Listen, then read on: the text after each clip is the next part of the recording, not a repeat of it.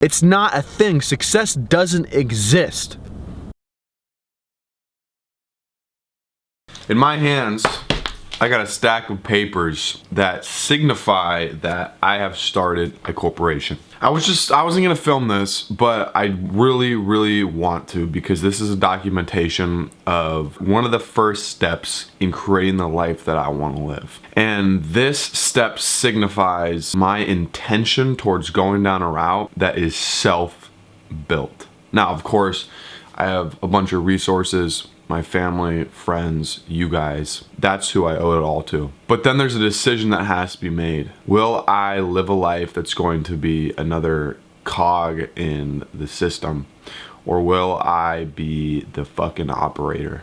And I want to be the fucking operator. I want to build a life, a lifestyle, businesses, a community, a culture that promotes being your true self and self-actualization. And this is the way that I think I can do it. By doing YouTube content creation, by creating businesses that I believe in, by helping others, or at least trying to. That is how I'm going to make the difference in life that I want to make. And so I'm about to go with this stack of papers and open up a business account at Chase. This is a fucking huge step for me. Guys, we got an exciting day. Other than that, I got something to tell you guys. A nice back day, and then guess what? We're going out to eat tonight. So technically kind of a cheat meal, but it's gonna be intentional. It's a refeed.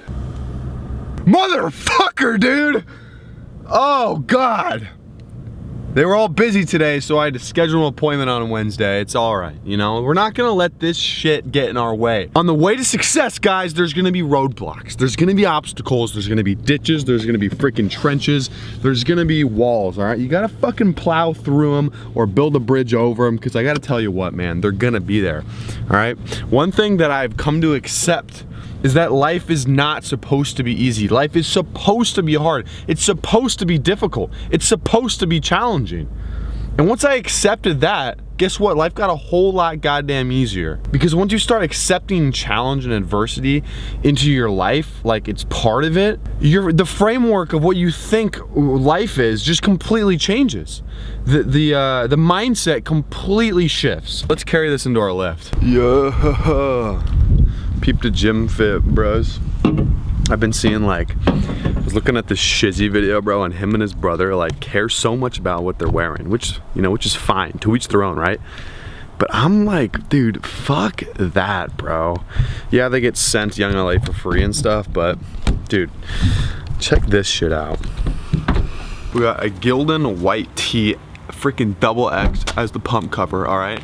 And then we got Gildan, black tee cut off. So I mean, upper body, right, combined, not even 10 bucks, right?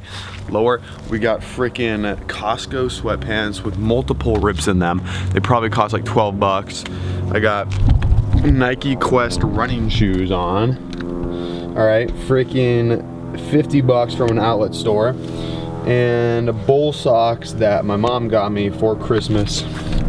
Yo, if this ain't drip, tell me what is, because frick, I like being drippy like this. You don't need expensive shit to go to the gym, all right? Just fucking wear what you got, wear what you own. If you don't own any clothes and you're wearing a loincloth everywhere, just go to Michael's and buy the cheapest shirts like I did.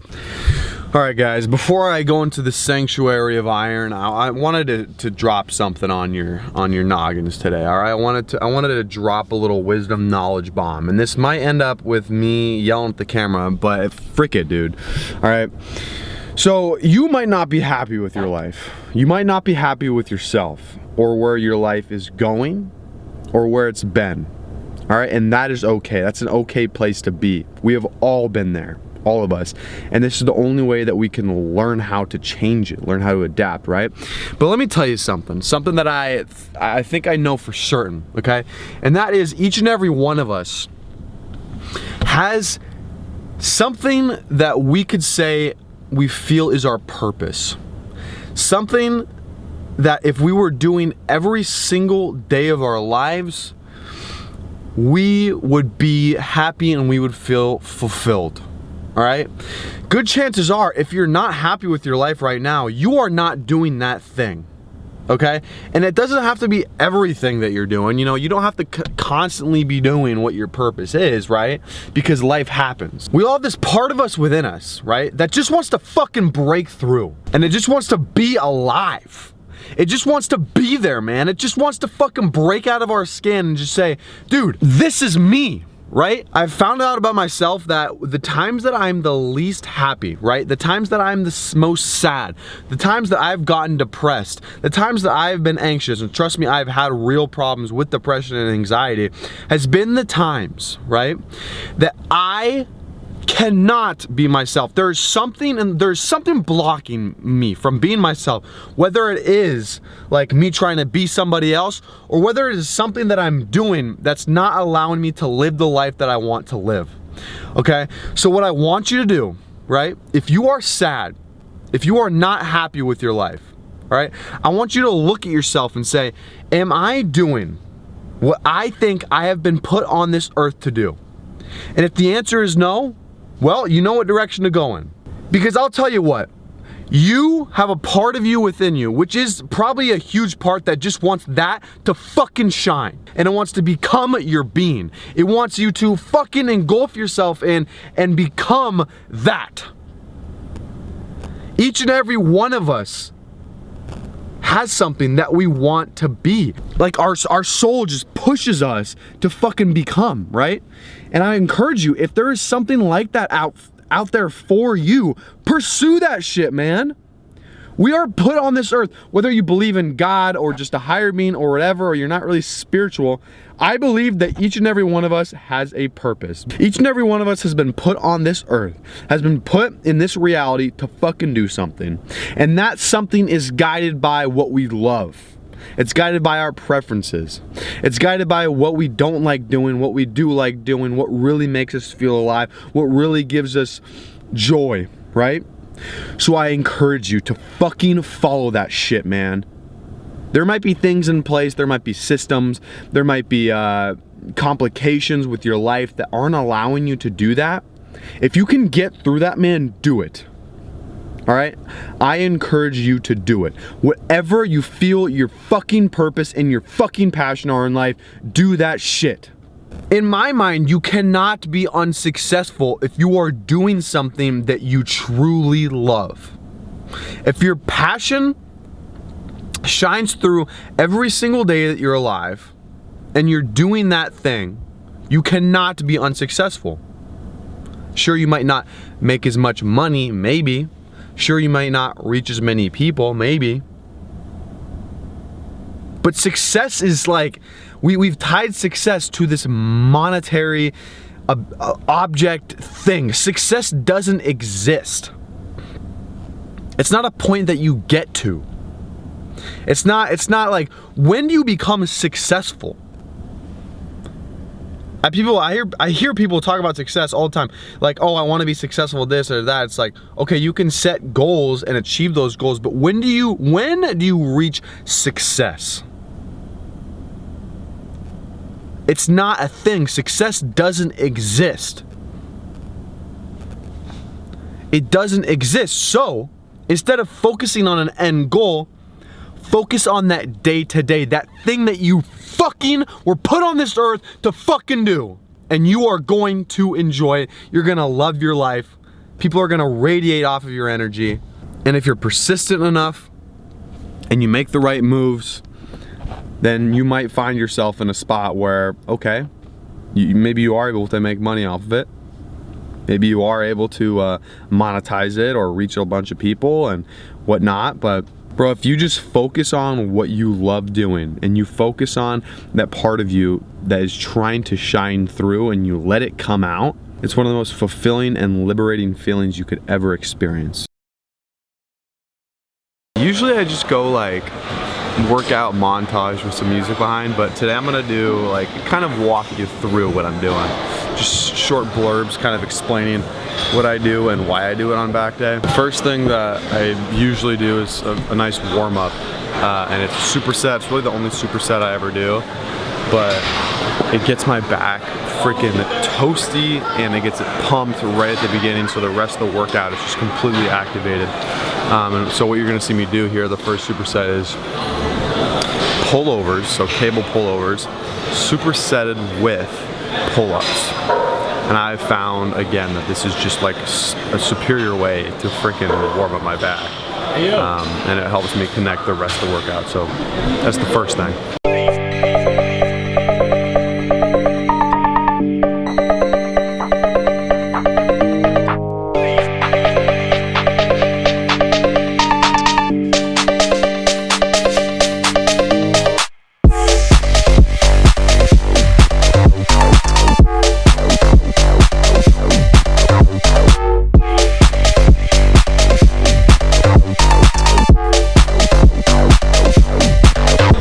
About today's back workout is I'm not doing any hip hinging movements. 2 back days a week, 2 leg days a week. There's a lot of hip hinging meaning like you bend at the hip, so like RDLs, rows, stuff like that. So I'm sticking to just machines, cable and play loaded machines, because I want to take that stress off my lower back so that I'm ready for the Monday's leg workout, which I am going to do RDLs and stuff. So today's just going to be a bunch of machines.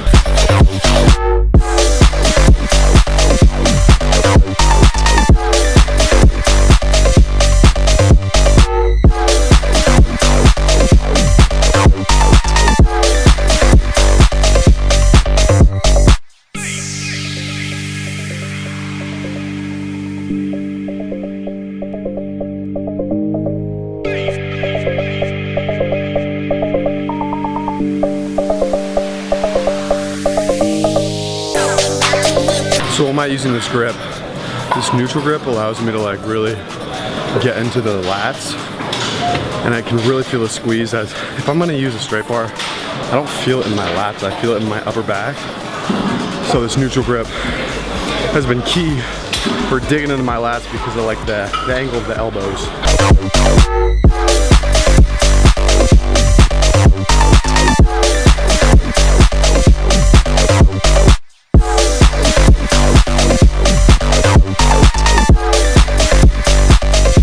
Next we got the classic straight up neutral grip cable row.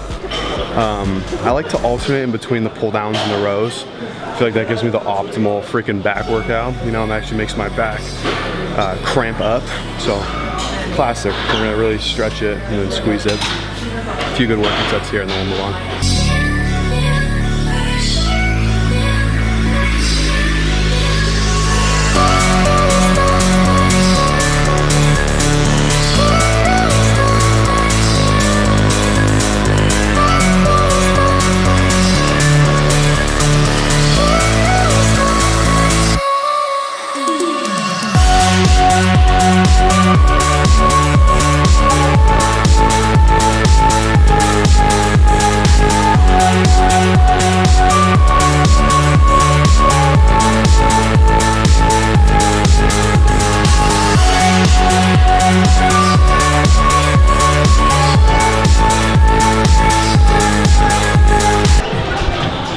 All right, this machine low-key a little bit jank, all right? It's a little bit subpar, but it's a good alternate. You know, I use it maybe like once every 2 weeks. It's always good to switch up the angles, which is why we alternate in between like the different machines that we use. But this is it right here. It's like a plate-loaded high-low row. Every machine in here is matrix, but it does the job. I do like 3-4 good working sets on here, and then move it on to the plate loaded row, which is gonna be my favorite.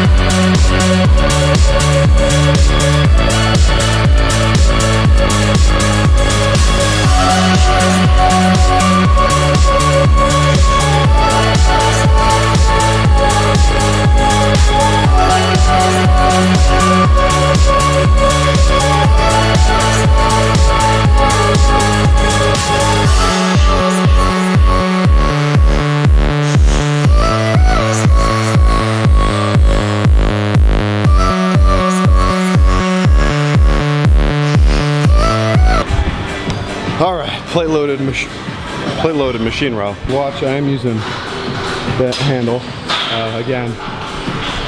Bro, just phenomenal for like lat engagement and squeezing the lat. This is the like second, maybe third time I've ever done that.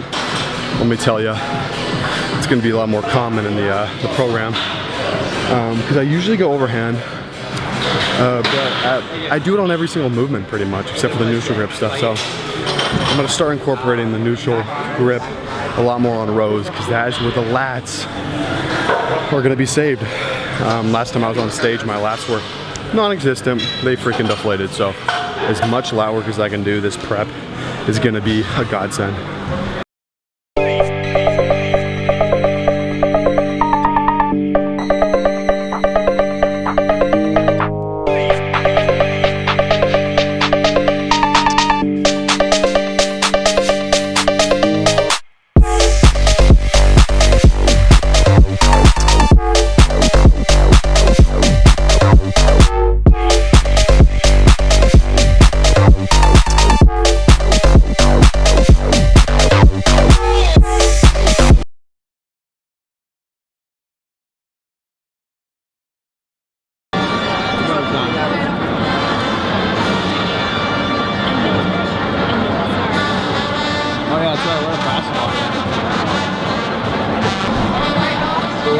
Chilling, did some cardio. We're going to, I want to go to Mediterranean food tonight. It's gonna be delicious. Cheat meal. We'll see.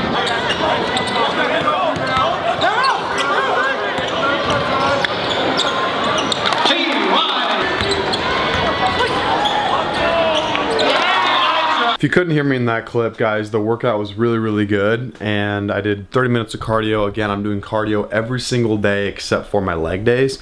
So that's like 5 days a week. And that's because I want to conserve as much physical and mental energy as I can for the leg days because they do get pretty intense. So that I can harness all the power into maintaining my leg size during the prep. So that was really good, but the next kind of thing for today is I'm just gonna do a bunch of laundry and cleaning and stuff, but the cheat meal, all right? I usually refrain from using the language cheat meal because we're not cheating, we're being intentional about the meal, okay? I like to use the terminology refeed, okay? Because that's what we're doing. Whenever you go on like a refeed meal, especially if you're eating out, make sure it's relatively clean, you know? Make sure it's not just, it could be pizza and stuff. You could be whatever. If you really want pizza, you could have pizza and things like that. But make sure there's at least some sort of nutritional value. So we're gonna go and get Mediterranean food today, which is a great option. It's still very healthy, just to get a lot of carbs, a lot of proteins, some good fats, and enjoy it. It's like a little diet break. This really, really helps in diets. If you have 1, maybe 2 times a week where you go out and have a meal that's going to give you a lot of nutrition, it's going to fill your glycogen back up, it's going to give you a mental break from your diet, and it's going to set you up for success in the long run. So refeed meals and refeed days are a tool that are so important. I usually cut out eating out about 5 weeks out, but I still do have refeed days. And this is not going to be, a whole day of refeeding, but it's going to be a single meal that's going to be really, really good. Gobble, gobble. There's a whole herd of them. You wiping right?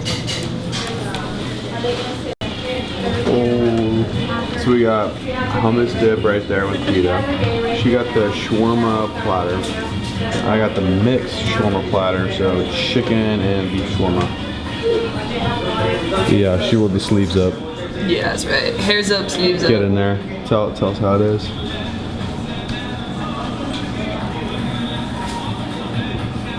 Yeah. All right, check this out right here. Bam. Ready?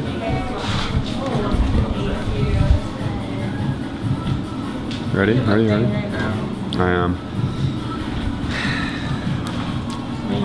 You do it Oh, right. you're gonna film it? Yep. Wait, I can't see. There you go. All right, check it out. All right, so we get the pita. Okay, you take a layer of this chili paste. Yep, you're doing great. you put it on the It's all pita. over your fingers. All right, hummus. Get in there. Bam. All right. A little rice and some meat, and then you go like this. Tell us, how is it? So good. So good. Alrighty, there you have it. We are getting some baklava. We're just gonna get a square. It looks so good. I never had it before, so I'll let you know what it's like.